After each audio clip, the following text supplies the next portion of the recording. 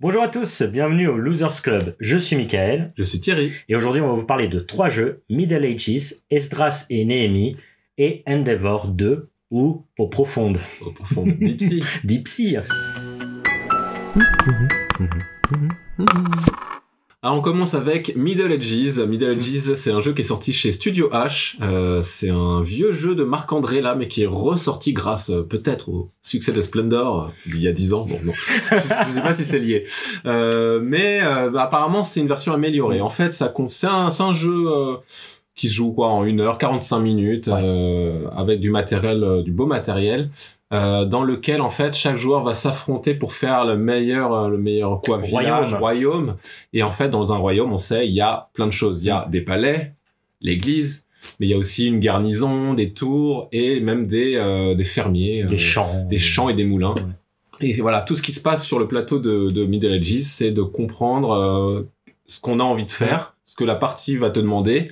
Sachant que c'est un peu bac à sable. Il y a quelques événements qui vont te dire alors à un moment donné tous ceux qui ont un champ, et ben ils le foutent à la poubelle, ou à un moment donné tous ceux qui ont des tours, et ben ils gagnent 3 pièces par tour. Bon, ça va nous guider, mais globalement c'est l'interaction des joueurs qui va faire le reste, parce que c'est un jeu d'initiative. Alors ça fait très très fort penser à King Domino.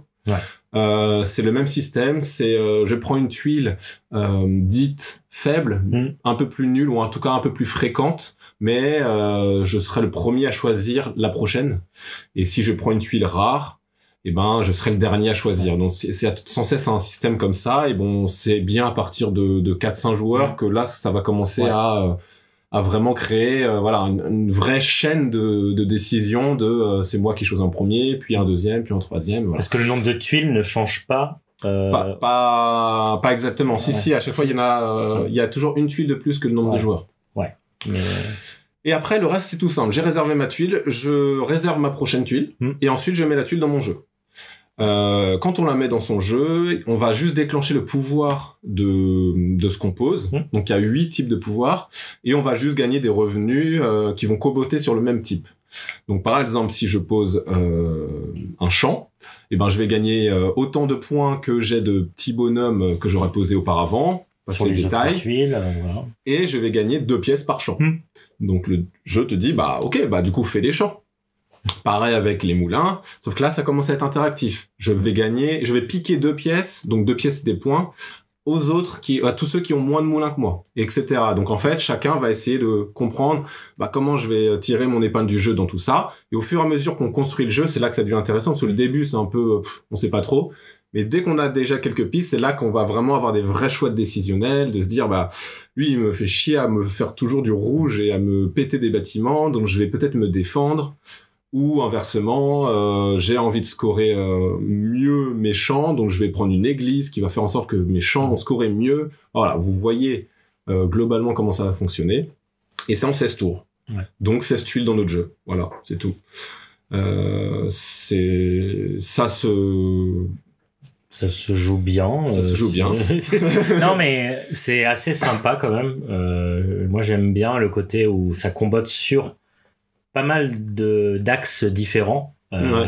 Du coup, cette église qu'on va mettre, elle va nous permettre, en fait, on gagne 2 pièces selon le nombre de bâtiments correspondants, dépendant des tuiles. Mais quand on fait l'église, on peut mettre 3 pièces. Du coup, ça va devenir 3 pièces. Ce qui augmente quand même pas mal les revenus qu'on va avoir quand on active un bâtiment. Mais sauf que il va falloir faire attention, parce que peut-être on s'est mis à vouloir avoir des champs, mais il y a quelqu'un qui aussi veut avoir des champs et il va nous empêcher justement d'avoir des champs pour pas qu'on score le note max. C'est ça. Donc le but, c'est de savoir dans quoi t'es fort. Ouais. Souvent, ça va être d'être légèrement monomaniaque dans un domaine, mais évidemment, le jeu te dit à la fin, s'il te manque pour chaque type de bâtiment que tu n'as pas, tu perds 10 points. Ouais. Sachant que les scores dépassent la centaine de points. Mais là, c'est 10% du score, ça fait mal. Donc, Donc, il faut se diversifier. Donc voilà, on s'y attendait à ce petit twist. Et du coup, être monomaniaque ou se diversifier, nanana. Et puis, au moment donné où je veux... au dernier tour, vite, il me faut absolument une tour. Et il y a quelqu'un qui va prendre la tour à ma place, etc. Et voilà. Et donc, c'est l'interaction. C'est les joueurs qui font l'interaction, quoi. Et puis, le tirage aussi. Il y a un côté où le tirage rend... des fois, moi, j'étais parti sur une stratégie, je ne sais plus quel type de bâtiment. Ce bâtiment-là, je l'ai pas beaucoup vu de la partie. Ou quand en fait, il était trop tard, j'ai dû rechanger un peu. Ou alors il arrive trop il y en a tard, 2 ou 3 qui sont sortis en même temps. Voilà, et du coup, c'est ça. Passer, et du coup, le tirage vraiment, c'est vraiment un peu d'adaptabilité. C'est un jeu qui demande un peu d'adaptabilité et ouais, plutôt sympa, vraiment. Moi, je trouve que le matos c'est sympa. Après, je trouve qu'il fait juste tape à l'œil. Mais moi, c'est mon côté rabat-joie. Parce que les tuiles vont toutes s'emboîter d'une certaine manière et en général ça fait plaisir aux gens. Voilà, c'est un petit plus. Moi j'ai un problème fondamental avec le jeu, c'est qu'il y a la guerre. Ouais. Un peu à la Seven Wonders, c'est vraiment ça marche comme ça quoi. Celui qui a le plus de guerre, il embête les autres. Eh bien, je trouve qu'il y a toujours cette dynamique là. En fait, elle prend le pas sur les autres, je trouve. Ouais. C'est-à-dire que autant quand on te pique 2 pièces parce qu'on a joué un moulin, c'est pas très grave. Mais autant quand on te pète un bâtiment, il y a un truc qui fait... Ouais. Et je trouve que toujours les premières parties, en tout cas, mais toutes les parties, elles tournent autour de la guerre, sachant que c'est jamais celui qui fait la guerre qui gagne, en tout cas rarement. Mais moi, je trouve ça très désagréable, ce côté Texat, qui est voulu. Mais... Surtout que ça casse vraiment un peu ton jeu, ça casse des fois ton jeu, et c'est vraiment un sentiment un peu désagréable dans un jeu qui veut avoir un feeling c'est ça qui est étonnant. Plutôt sympa. Ça étonnant. Et du coup, tu casses quelque chose. Bon, après, tu peux le reconstruire avec la maison. Mais du coup, ça te perturbe parce que la maison, elle rapporte pas grand-chose, quoi. Je sais pas s'il y a une stratégie de maison. Et du coup, en fait, souvent, t'as pas envie d'acheter et encore une fois, on est dépendant du tirage. Donc, si les maisons, elles sortent très tôt au début et qu'il n'y a pas eu de guerre, du coup, on va pas placer des maisons, il y aura moins de maisons pour la suite, pour pouvoir reconstruire des bâtiments, donc on va pas les reconstruire, donc on va être frustré. Je sais pas, j'avoue que moi là aussi la guerre, ça me plaît pas trop, c'est pas là où j'ai envie. Moi j'ai envie de voir celui qui a réussi à à optimiser le mieux son choix de tuiles. En plus, il y a des petits twists sur les choix de tuiles. Justement, quand on prend des tours, on peut réserver une tuile. Il y a un petit jeu là-dessus qui se fait. Ça, c'est sympa. Et ça, c'est sympa. Ou l'anti-draft, c'est sympa parce qu'il y a de l'anti-draft. Et c'est vrai que le côté guerre, en fait, ça rajoute quelque chose d'interaction qui... du coup, on surveille à peu près parce que c'est la guerre, ça fait autant mal que pour se protéger, il faut avoir autant de tours que la personne elle a de guerre. Donc bon, je sais pas. Après, moi, je trouve que c'est très random. Alors il faut un certain niveau autour de la table parce que il y a une personne qui s'envole. Alors qui sait qui va se sacrifier pour bon, je sais pas, voilà, si la personne a déjà pris trop de guerre, alors qui va prendre de la guerre pour empêcher que cette personne prenne de la guerre. Il y a un truc qui marche pas trop des fois dans ce sens-là, et à la fin je me dis bof, c'est un truc qui est à peu près équilibré mais un peu random et un peu pas de chance, et c'est juste là pour trouver ça amusant. Et moi je trouve que ça ressemble beaucoup trop à Valbara de Studio H d'ailleurs, qui tenait dans une boîte plus petite et qui faisait globalement la même chose. À chaque fois, à chaque tour, tu prends un truc qui te rapporte des points, et c'est de plus en plus. Moi, je trouve que autant jouer à Valbara. Voilà. Moi, je préfère un peu pas trop je trouve ça un peu plus sympa, mais le côté tuile, je pense que c'est un peu plus visible. Je sais pas. C'est un peu plus fun. Surtout la sélection. Moi, j'adore ce truc de King Domino, sélection comme ça. La mécanique d'initiative est cool. Et en plus, ça, je crois, pour le coup, c'est une nouveauté dans cette réédition, si ma mémoire est bonne.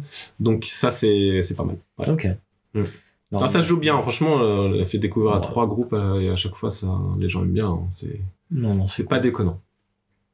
Et on passe à Esdras et Néhémie, un jeu de Sam Phillips et... il est pas là. Là, je tournais la machine. Shem Phillips et S.J. McDonald, qui est sorti chez Pixie Games. Et donc, pour ceux qui connaissent pas Sean Phillips, il a fait Architecte. C'est ça, il fait les trilogies. La Mer du Nord, La Royaume de l'Ouest. Et les Tigres du Sud. Et les Tigres du Sud. Et puis, à côté de ça, il y a Esdras et Néhémie. C'est un jeu dans lequel, globalement, on est à Jérusalem. On va devoir reconstruire, globalement, Jérusalem. Et pour ça, en fait, on va jouer dans 3 différents endroits de Jérusalem qui vont jouer chacun de leur manière. Et comment se passe un tour de jeu? On joue des cartes. On joue une carte à son tour. Une carte qui va activer un de ces lieux parmi les 3. Donc, il y a les cartes qui... et dans tous les cas, on choisit quel lieu on veut activer. Et selon qu'on va, peut-être on va reconstruire le mur de Jérusalem, donc on va jouer l'action grise pour reconstruire le mur de Jérusalem. Ça, on va construire des murs, on va construire des portes, il va y avoir, si on arrive à faire un mur et une porte, du coup on a un petit bonus, des choses comme ça. On va en plus tous récolter différentes ressources, c'est là où on va récolter les ressources, c'est au niveau des murs. Parce qu'on déblaye la ville pour ensuite reconstruire des murs. Avec, justement, on a besoin, bien, ça c'est plutôt sympa, donc on est à fond dans la thématique. Et il y a d'autres lieux qui vont avoir, où on va dépenser aussi des ressources en sacrifice, en quelque sorte, pour faire avancer dans une piste, ça va nous donner des bonus. Alors on n'appelle pas ça des sacrifices, on appelle ça... tu brûles du matériau. Tu brûles des matériaux, c'est pas des sacrifices, c'est vrai. C'est des dépenses. Tu dépenses... Après vous pouvez coller une thématique sataniste, ça marchera quand même. Et dans lequel on va faire avancer une sorte de jauge qui est hyper importante parce que sinon à chaque manche ça nous fera peut-être des points, des malus, donc on veut avancer dans cette jauge. Et puis on va aussi construire, on va écrire la Torah dans lequel en fait on va avoir soit des pouvoirs passifs, soit si on arrive tout en haut de la Torah, des points de fin de partie, des scorings de fin de partie, des petits objectifs. Ce qui est intéressant dans le jeu et le sel du jeu, c'est quoi? C'est que on joue une carte. Puis au prochain tour, on en jouera une deuxième, et puis une troisième. Et à chaque fois qu'on joue une carte, on va compter dans notre aire de jeu combien il y a de drapeaux. Parce que chaque carte, il y a des petits drapeaux, des différentes couleurs, des différents lieux dans lesquels on joue. Et donc, si on fait l'action bleue et qu'il y a 3 drapeaux, je pourrais faire une action bleue de niveau 3. Parce que les actions bleues, elles vont être... il y a des actions qui sont faibles, qui vont avoir besoin d'avoir pas beaucoup de drapeaux. Par contre, des actions assez fortes, et donc pour écrire la Torah, par exemple, si on va écrire une super Torah avec des objectifs de fin de partie, il faut avoir plein de drapeaux. Je sais plus combien c'est, 7, je crois. 7, je crois, tout 7, en haut. Donc tout la pyramide, voilà, c'est 2... Enfin, je sais plus combien, mais 2, 5, 6, 7, un truc comme ça. Sachant qu'on va compter les drapeaux seulement sur les 3 emplacements où on a joué des cartes, donc on a 3 emplacements pour jouer des cartes. Bien sûr, à chaque fin de manche, on va mettre des cartes derrière notre aide de jeu qui va laisser révéler des drapeaux. Il y a tellement de choses. C'est pas explosif. C'est pas de rajouter les drapeaux, mais en jouant, tu vois que ça donne des petits coups de pouce quand même, et que c'était pas anodin cette mécanique de rajouter des petits drapeaux ça qui vont compter dans ton plateau, quoi. Ça se construit en plus au fur et à mesure, et à chaque manche et les tours durent de plus en plus longtemps, plus on joue dans des manches, parce que on va avoir de plus en plus de drapeaux aussi disponibles. Donc c'est assez cool. Voilà, et chaque couleur en fait est forte. Plus on a de drapeaux, plus elle est forte. Voilà. À chaque fois, donc on a dit les bleus pour écrire la Torah ou l'enseigner, je suis pas sûr. Oui, bon. L'action grise pour déblayer ou pour construire, c'est pareil. Plus on a de drapeaux gris, plus elle est forte. Ouais, c'est ça. Voilà. Plus on pourra, parce que dans l'action grise, au début, peut-être on peut juste déblayer. Par contre, si on a beaucoup de drapeaux gris, on va pouvoir déblayer et construire directement un mur ou une porte, ce qui est vachement pratique. Parce que justement, on veut reconstruire. C'est ça aussi des fins de points. Il y a des points partout. On a gagné partout globalement. En plus, à chaque ça se joue en 3 manches, en 3 shabbats, et du coup. À chaque fin de manche, on va mettre une carte. Donc la première manche, on met une carte. Après, on met 2 cartes et après une seule carte pour les autres manches. Mais ces cartes-là, elles ont un scoring aussi. Toutes les cartes qu'on a jouées, en fait, on va sacrifier une carte. Est-ce que je peux utiliser le mot sacrifier? On va sacrifier une carte qu'on a jouée pendant toute la manche. Donc on a joué 6 cartes à la première manche. On va en sacrifier une pour scorer tout de suite quelque chose. Et donc, ça a aussi créé l'idée de... On construit notre jeu de manière à pouvoir scorer. Alors, on va plus utiliser les autres drapeaux de cette carte-là, parce on ne verra que un des drapeaux. Parce qu'en général, il y a 3 drapeaux sur les cartes. En général, il y a toujours 3 drapeaux qui peuvent être diversifiés. Et du coup, on va scorer sur quelque chose. Donc en fait, c'est un jeu où on score des points de différentes manières. Et il y a ce côté-là aussi un peu, est-ce que on va être monomaniaque? Est-ce que moi, je vais être full gris pendant toute ma partie et moi, je vais déblayer, je vais construire des murs, alors que Thierry, il va dépenser des ressources pour avancer dans la piste et faire un petit tableau, parce qu'il y a un petit tableau aussi dans lequel on met des ressources et que ça nous donne des bonus. Des trucs comme ça. Donc chacun peut être monomaniaque, j'ai l'impression. Pour l'instant, on a joué qu'à 3 à chaque fois, ce qui est bien parce que c'est des parties c'est long, assez parce longues. que c'est très compliqué de savoir ce qu'on doit faire. Ouais. Ça peut amener beaucoup de paralysie. Et puis même les actions en elles-mêmes sont longues parce qu'au bout d'un moment où tu as 8 drapeaux, alors tu dis, alors attends, parce que j'en utilise 3 pour faire ça. Et après, j'utilise 2 drapeaux pour faire ça. Ah bon. Du coup, ça prend du temps. Juste une action prend du temps, même si elle est simple. Compter, ouais. Alors à 4, c'est vrai que moi j'ai un peu peur d'y rejouer à 4. On va être honnête, on n'a pas fait beaucoup de parties. À 2, on y jouera pour voir. Ouais. Mais en tout cas, on a bien vu tout ce que le jeu donnait à 3 déjà. C'est probablement la meilleure config en vrai. Ouais, je pense. C'est possible parce que il y a 3 zones déjà. Faut Donc pouvoir surveiller, ouais. Et il y a 3 zones. Et puis même le jeu est légèrement scalé et puis en fait même notre dernière partie à 3, on avait déjà quasiment tout fini quoi. C'est-à-dire on avait quasiment reconstruit tout le mur, on avait quasiment fait tous les sacrifices humains et voilà, et on avait fait toute la Torah. Non, on n'avait pas fait toute la Torah, mais bon, voilà. Donc on a pu creuser le jeu, mais ouais, c'est ça la question, c'est vraiment qu'est-ce qu'il faut faire. C'est pas clair qu'est-ce qu'il faut faire, mais a priori il faut quand même être très fort dans un domaine ou deux. Mais peut-être qu'être médium dans tous les domaines, dans les 3 domaines, ça marche aussi. C'est vraiment un drôle de puzzle, ce jeu. Ouais. Et puis le problème, c'est que chaque tour, donc on a 4 cartes et on va devoir choisir quelle carte on joue. Et en fait, avec les 4 cartes, on a déjà une idée de qu'est-ce qu'on va même jouer au prochain tour. Donc quand on joue une carte, on est déjà en train de prévoir tous les autres tours aussi. C'est ça. Parce que au bout d'un moment où on va vider sa main et on sait que ce qui nous reste va servir à la manche d'après, c'est le moment où on se dit, bah attends, peut-être que ça sert à rien que je la joue maintenant. Exactement. Autant que je la joue à la manche d'après et que là, elle sera beaucoup plus efficace. C'est ça que tu apprends vraiment en rejouant et qui est intéressant. Et puis on commence à comprendre les cartes. On sait aussi, j'aimerais bien avoir cette carte qui sorte. Moi, j'ai trouvé ça assez fort sur le nombre de cartes. Qu'il y a des cartes qu'on se dit, moi, il me faut, parce qu'il y a que quelques cartes qui ont les 3 mêmes drapeaux. Il y a que 10 cartes en fait. Voilà, chacun a les mêmes 10 cartes. Donc tout de suite, il y a un côté où on a envie de prévoir, j'espère que cette carte va sortir. Et ça, c'est pas mal. Je crois que pour nous, c'est un jeu qui demande à être approfondi, ce qui est un bon feeling, parce que ça veut dire qu'on a eu un bon feeling avec le jeu. Moi, je le trouve quand même inutilement alambiqué. C'est vraiment, tu vois le jeu et tu te dis, c'est pas...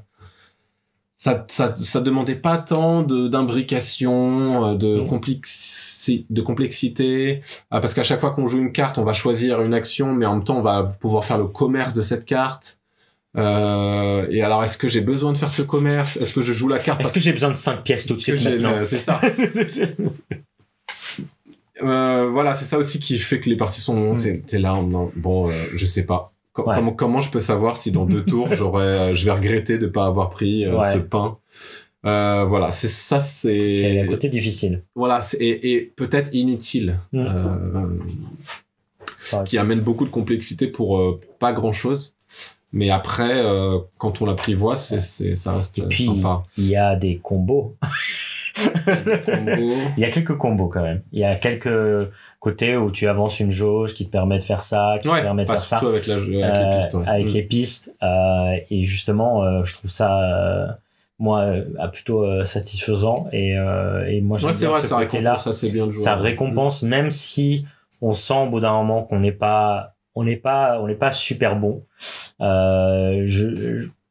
Moi, j'aime bien ce côté-là. Un bémol que j'ai, et c'est peut-être c'est que, par exemple, pour écrire la Torah, je sais pas si on l'écrit ou la lit, bref. Pour aller tout en haut, ça coûte vachement cher. Et je sais pas si c'est si, worth it que ça. Est-ce que ça vaut le coup de dépenser tellement d'argent? Bien, on a des points parce qu'on est arrivé là-haut. Mais est-ce que ça vaut le coup? Parce que le nombre de points qu'on reçoit en fin de partie, c'est toujours pas beaucoup. Et du coup, je trouve ça un peu frustrant pour un truc. En fait, c'est très salade de points et donc du coup, il y a rien qui va te...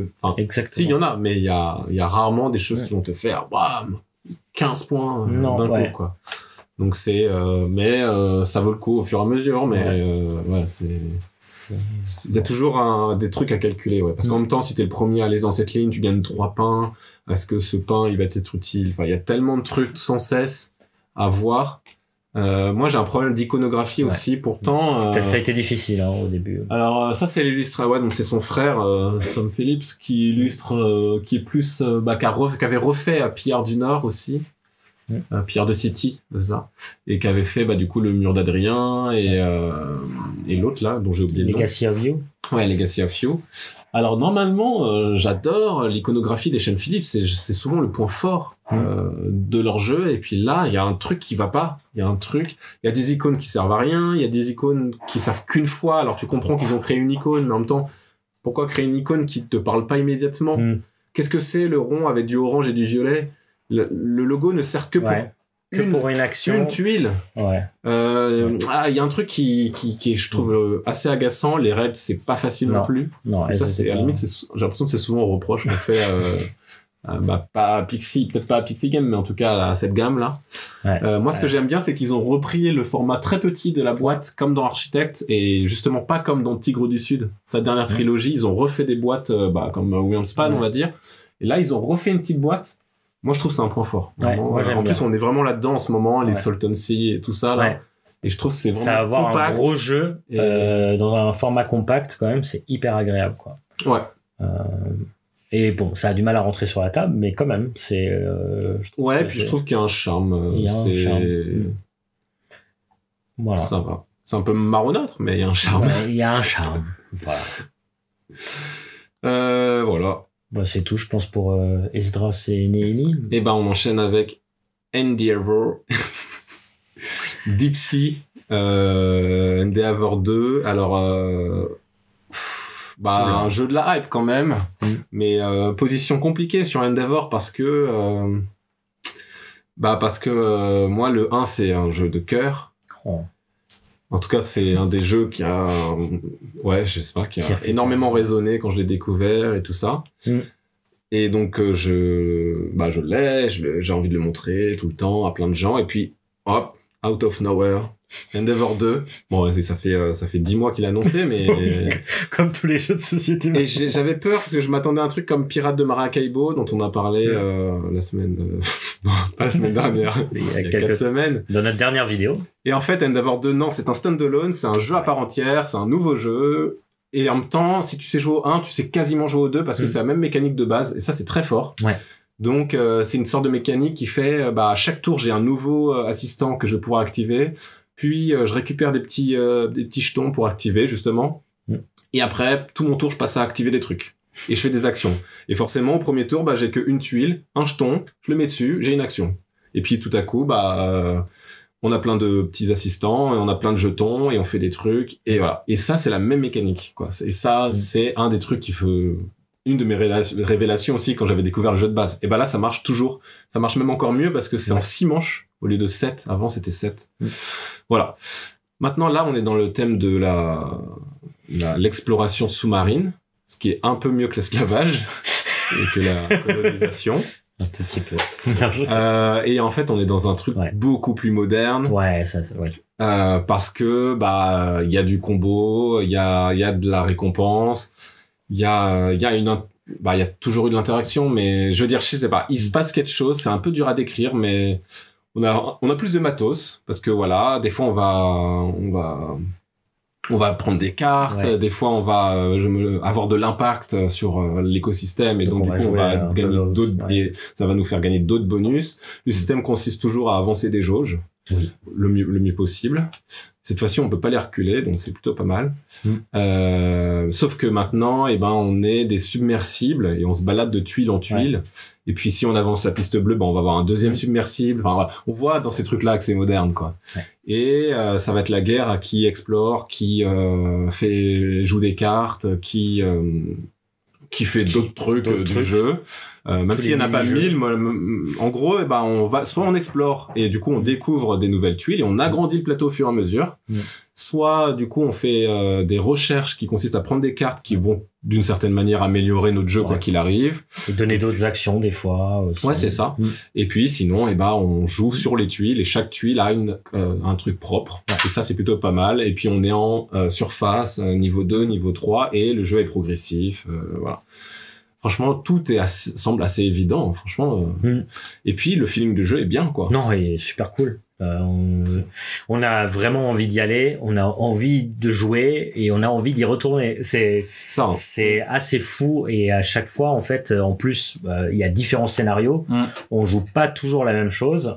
Chaque scénario va créer un petit twist. Donc c'est pas non plus des twists de fou, mais c'est pas non plus des scénarios. Tu te dis je jouerai plus avec ce scénario. Tu te dis on peut faire au hasard. Et on se tire ce scénario, on a déjà joué, mais on y va. Moi, j'ai envie de refaire le scénario. Je vais être un peu différent là-dessus. Je trouve que c'est bien parce que il y a 10 scénarios là. Ouais. Tels que je les ai dans la boîte. Oui, on les fait dans l'ordre. Alors le jeu t'apprend à jouer. Donc, scénario 1, c'est très basique, ça t'apprend les mécaniques. Oui, scénario 2, un peu plus, etc. Puis après, ça commence à taxer. Alors voilà, dans ce scénario, on va essayer de faire plein de publications. Et puis dans celui-là, on va essayer de faire plein de sonars. Donc découvrir le plateau. Bon voilà. Mais là, on reste sur notre fin. On dit oui, mais quand est-ce qu'on va avoir un scénario qu'on a envie de rejouer et rejouer? Alors est-ce que c'est un jeu qui a pour but on fait les 10 scénarios, puis après... Alors c'est bien faire 10 parties d'un jeu, de nos jours c'est quand même bien. Mais après, est-ce qu'on le ressort? Moi je pense. Je suis un peu mitigé dans ce milieu, voilà. Moi je pense que oui, parce que même si tu dois faire plein de publications, tu feras les autres trucs aussi à côté. Parce que non, il faut pas les faire justement. C'est bien ça le problème. Si, parce que tu les fais pour faire évoluer le jeu. Oui, mais très peu. En fait, tu es quand même très très cadré et donc du coup tu n'as pas la place de la créativité. En fait, voilà. Là, on n'a pas fait tous les scénarios, mais moi je cherche le scénario qui va faire que on peut être créatif. Ouais. On peut dire voilà, moi, comment je vais arriver à mes fins, c'est en faisant une publication ici et peut-être une conservation ailleurs. Et là, j'ai besoin d'explorer, je vais le faire. C'est comme ça que moi, je vais faire mon truc. Quelqu'un va le faire différemment. Mais là, actuellement, on a des scénarios où on dit « Faites des publications !» Donc, tout le monde fait à peu près des publications. Celui qui en fait le plus, souvent, il a gagné. Bon, je schématise, mais voilà. Oui. J'ai lu les scénarios, le 8. Ça a l'air d'être ça. On l'a pas fait. Il y a le teasing en direct. En direct, le 8 et le 9 et le 10 commencent à être très très intéressants. Ouais. Nous, on a fait le 6 là. Dans tous les cas, on est déjà à 6. Enfin, on a envie de rejouer. Ouais, moi j'ai toujours envie, mais justement, moi je me suis fait un peu piéger sur ce truc de la créativité. Justement, moi c'est vrai que ça m'a beaucoup désavantagé dans les premières, toutes les parties en vrai. Parce que j'ai un problème, c'est que moi je veux faire d'autres trucs en général. C'est quand je vois tout le monde en train de faire la même chose, moi je vais être de côté. Mais du coup c'est vrai que ça me pénalise et je vais aller faire d'autres choses qui sont en fait qui vont pas te rapporter des points. Et c'est vrai que ça, moi c'était mon regret. Et j'avais dit ça dans les premières parties. J'avais dit, mais par contre les points c'est vraiment que ça. Et en fait j'ai l'impression qu'il manque pour moi un truc qui te fait quand même gagner des points autre part.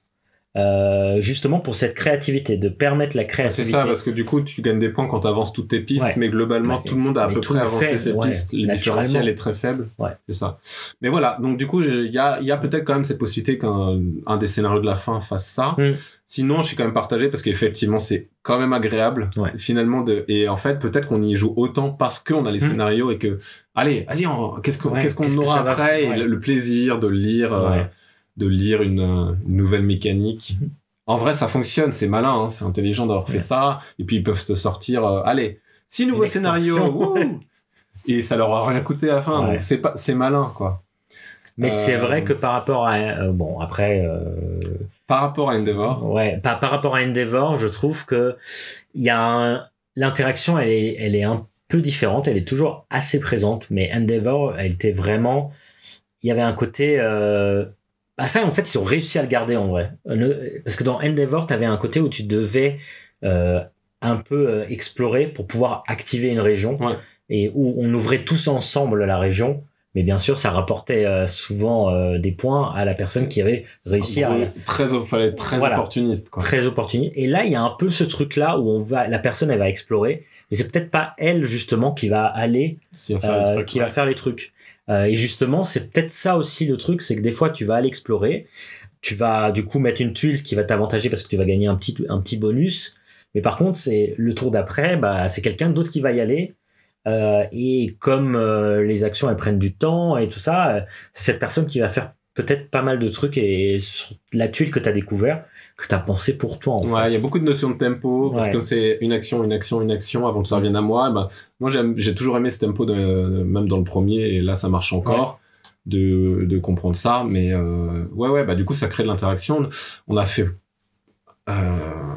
quasiment que des parties à 4 et c'est peut-être trop.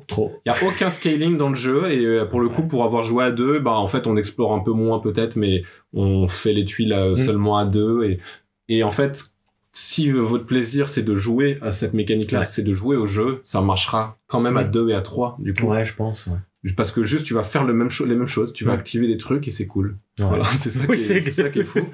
Mais je pense que le meilleur c'est 3, ça commence à être un bon équilibre où t'as pas besoin d'attendre un tour de table entier pour voir qu'en fait bah tout le monde a eu le temps de faire le truc que t'allais faire et bah du coup qu'est-ce que je fais maintenant, bah, ça c'est difficile. Ouais, voilà. Un très bon jeu. Bah ouais, je pense que c'est certainement un des tops de l'année. En même temps, il a des défauts. Hein. Pour moi, il a des défauts, mais en même temps, il y a un truc. Ouais. Il y a une identité et puis c'est très beau et le thème est sympa. Et puis ils l'ont pas. Moi, je trouve ce qui est assez fou, c'est qu'ils l'ont pas rendu plus Pirates de Maracaibo et je pense qu'ils l'ont diminué pour c'est plus un jeu expert, c'est un jeu on n'est plus dans la même gamme. Alors que là moi je trouve qu'on reste pour moi dans la même gamme. C'est un peu la même gamme. C'est vraiment, mais même il y a des trucs où ça devient presque un peu plus complexe. Il y a certaines notions qui peuvent être un peu plus difficiles. Et je trouve ça vraiment cool d'avoir été dans une direction qu'on n'attendait pas, puisque tout le monde veut arrêter de faire des jeux experts. Voilà, j'aime bien ça. Ouais, bah c'était le mot de la fin. Bah voilà, c'est ce qu'on pensait de ces 3 jeux, plus ou moins dans l'actualité, mais 3 bons jeux hein, selon nous. Voilà qu'on a joué dernièrement. On va essayer de faire des vidéos un peu différentes là qui arrivent. Peut-être qu'on parlera d'Inori un jour. Allez, la prochaine fois on parle de Inori. Et puis en attendant, abonnez-vous, mettez un pouce bleu et puis suivez-nous dans la rue. Mais ouais. Et pas dans la rue évitée, mais sur YouTube, ouais. Ouais, voilà. Et puis partagez avec vos amis, tous les gens qui jouent aux jeux de société. Et voilà. Et un jour, peut-être on jouera ensemble. Peut-être. Non.